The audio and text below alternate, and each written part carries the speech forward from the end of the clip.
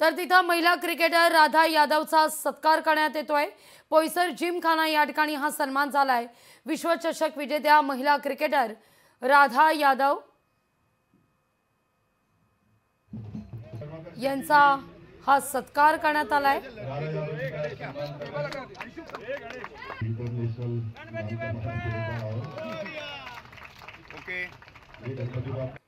पोईसर जिमखान्याच्या वतीनं हा सन्मान करण्यात आलेला आहे।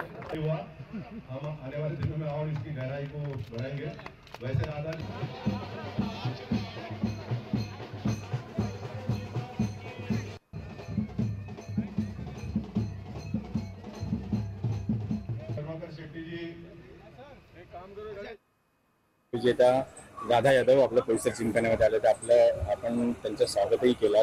तर कसं वाटतं आपल्या गोरलीची मुलगी विश्वचषक मध्ये विश्वविजेता झालेली आहे?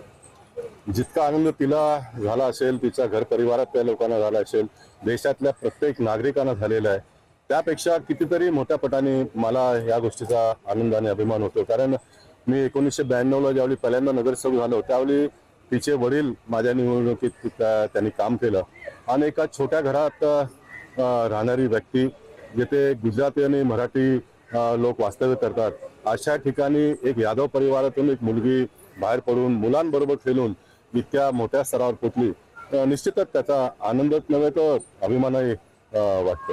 आपल्या पोईसर जिमखान्यामध्ये तिने खेळला आहे का, प्रॅक्टिस वगैरे केला आहे? पोईसर जिमखान्यामधून किंवा आनंदीबाई कॉलेजचा जो बाजूचा ग्राउंड आहे, जे माझ्या माध्यमातून डेव्हलप करण्यात आला होता, त्या ग्राउंडवरती ती अधिक खेळत होती। आणि ज्यावेळी पूनमरावचा आम्ही सत्कार केला वीर सावरकर ग्राउंडवरती, त्यावेळी हरमनप्रीत पूनम राऊत बरोबर आली होती, हरमनप्रीतचाही आम्ही सन्मान केला होता। आज हरमनप्रीत भारतीय संघाचं नेतृत्व करते आणि हरमनप्रीतच्या नेतृत्वात राधा यादव खेळली आणि एवढा मोठा नाव तिने कमवलं, म्हणून जितका आनंद आपण शब्दाने व्यक्त करू शकत नाही तितका आनंद निश्चित मला होतो।